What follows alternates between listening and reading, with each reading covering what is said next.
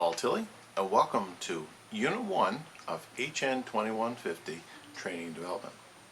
In this unit, we're introducing the concept of why training and development is so important to organizations. This unit sets the groundwork for the rest of the units that will follow. So what I'd like to do first is to outline the basic objectives of this unit. We're going to do 6 major things in this unit. First, we're going to differentiate between the concept of training and the concept of development. After this unit, you should be able to understand that the two, even though they're related, are slightly different. Next, we're going to look at the contribution of training and development and the role it takes in organizations. How important is it towards making organizations effective and efficient? As well, we're going to discuss the need for training and development in modern business. How important is it? What impact does it have? And what's the payoff from training and development? Next, we're going to explain the link between organizational plans, its strategy, and the changes that occur in organizations, and the ability for training and development to help organizations cope and prosper in that change environment. Next, we're going to look at training budgets and how they are legitimized in organizations. What's the payoff to business? Finally, we're going to describe the organizational and environmental constraints with regards to training and development. The first objective is I'd really like to be able to differentiate, for you to be able to differentiate between the concept of training and the concept of development. Training, first of all, focuses on delivering to people, the trainees, a set of knowledge, skills, and abilities that they can use in order to help move the organization along. So it's very tangible attributes that come out of training. People will learn things, their knowledge will increase, their ability to do things will increase, and their overall sense of being able to achieve the task will be increased. So training is very important. And the good thing with regards to training is it's relatively easily measured. We can see the impacts of training in terms of the outputs of the organization, and we can measure it, and that makes it very good and very legitimate for spending time, effort, and energy into developing and providing and conducting training. Development, on the other hand, development is a much broader term that's much harder to measure. Development, again, focuses on knowledge, skills, and ability, but it takes it from a long-term perspective. Development is an intrinsic type thing that allows an individual to be able to cope with changing situations. So the skills and knowledge are learned, and based on that skills and knowledge, the person can adapt and find solutions to problems as they move along. So it's learning competencies that allow a person to solve any situation in general as opposed to a specific set of tasks. We also need training and development in the context of human resource management. Human resource management has umpteen issues associated with it, and many of those issues you've dealt with in individual courses. So for example, we think about planning for human resources, we think about doing needs analysis to determine who we need in the organization and the type of skills they need, we think about recruitment and selection, we think about pay and compensation. All of those are key ones, but we also need to consider training and development, which is one aspect of human resource management. And this course focuses primarily on that particular aspect of human resource management. Next, I want to discuss with you the key benefits to providing training and development to employees. And generally, those benefits can be broken down into 3 major categories, or 3 successive categories. If we look at the benefits, obviously the one that we see most is employee benefits. What are the employee benefits? Well, if we look at employee benefits, we need to consider things like intrinsic rewards and extrinsic rewards. First, extrinsic rewards means that people can do more with less And from that, they get higher pay and the ability to move up in the organization, and these sorts of things all come. And they're very tangible, extrinsic stuff you can see. You can see people get pay, you can see people increase their rewards, and these sorts of things. But also we have intrinsic rewards. And intrinsic rewards is an internal reward that you get internally from doing good things. So, for example, people feel better about their jobs because they're more competent, more capable within the job. So from an employee level, the intrinsic and extrinsic rewards of training development certainly pay dividends to the organization. So the employee is the first level. As we move out, though, we think about the organizational level. At the organizational level, training development means that you have a highly skilled workforce that is constantly evolving in its skills. Now, that's good for the organization, because with those skilled employees come the benefits of their ability to do the job more effectively, more efficiently, to be able to handle more tasks, and to be able to compete or be very competitive with outside organizations that would ensure that the organization has long-term survival and long-term growth.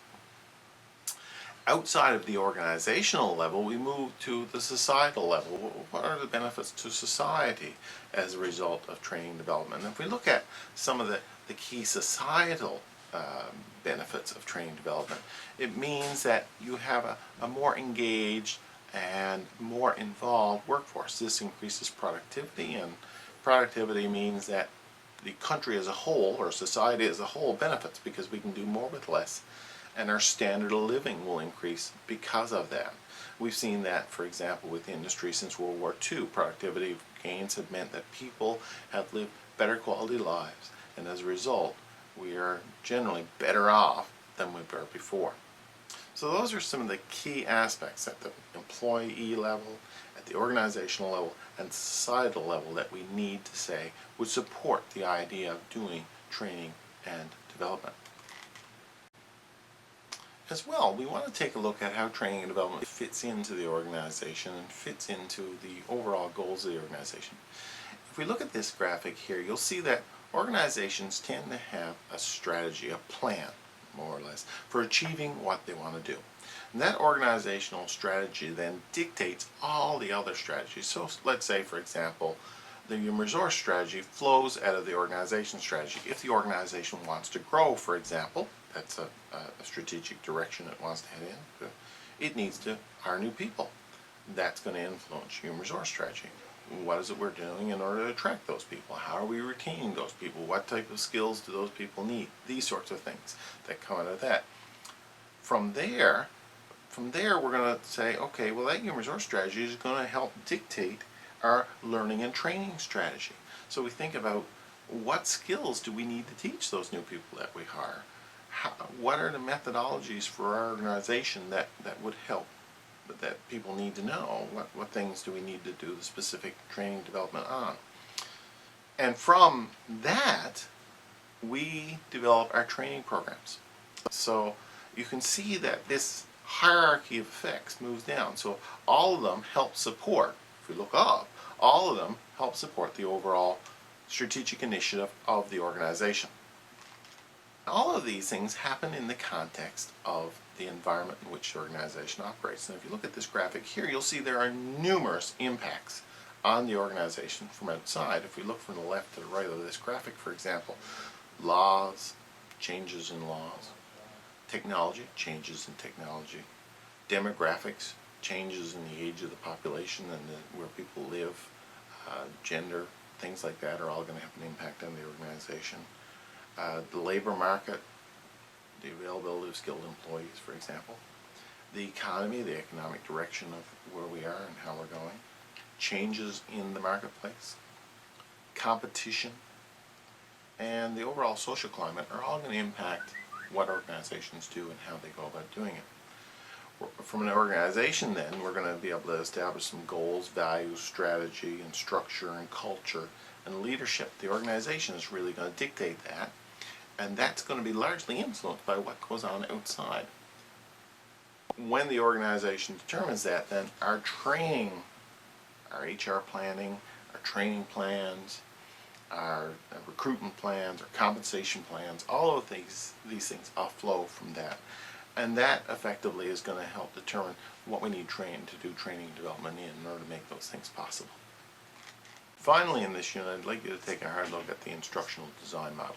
This design model is a generic type of model that is going to be the platform for the rest of the course.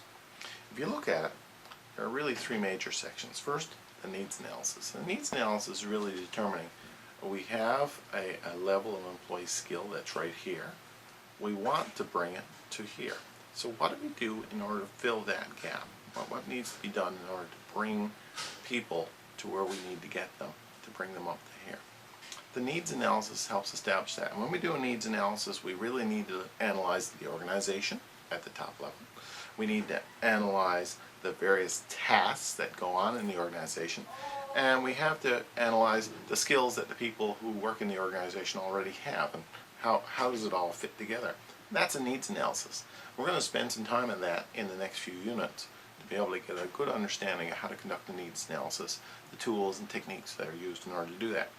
Once we've done our needs analysis, we'll determine whether or not what training is needed in order to bring us up to that level, and whether or not the training needs to be done, because if it's a training issue or another issue that would come into play. So really the needs analysis helps determine all those things. If we do determine it's a training issue, then we have to be able to get our training, get in a training frame of mind. So this next section looks at what's involved in developing training. So we think about setting objectives. What are the key objectives that we need to do here? Clear understanding of what we're trying to do. Developing content. What does it needs to go into it? The methodology in order to conduct that training, and the principles, the learning principles, the goals and objectives of learning that need to be applied. So we're going to take a hard look at that as we move forward in the course.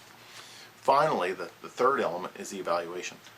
What do we do in order to ensure that the work we've done in the needs analysis and in the actual training, what do we do in order to ensure that it actually is done what we asked it to do? Is it really working? So we need to evaluate, and in order to evaluate, we need to establish some criteria for evaluation and then some methodology for doing the evaluation. Now that you've had an opportunity to watch this video, take the opportunity to read the book, go through the material in this unit, and amongst that material, one of the things you'll see is a video that I placed inside from the Mayday series. It's a story about an airplane, a Transat airplane, that in the fall of 2001 was flying across the ocean and it ran out of gas. Okay. The good news is everybody survived. But from a point of view of training, what I'd like you to think about is, what did this video show you in regards to the value of training? The air crew, first of all, the people who actually fly the plane, what were some of the things that from their training that helped everybody survive that terrible incident? And from the point of view of the maintenance staff, what were some of the deficiencies in training that was indicated there? So take a look at that and see if you can kind of incorporate some of the things that we've talked about in this unit into that video. It should be a good example. So that really sums up this first unit. Make sure you take a look at reading the content in the course, the chapter, read the chapter, and take a look at that video and just ensure that you have a good understanding of how training fits in the real world. Thanks.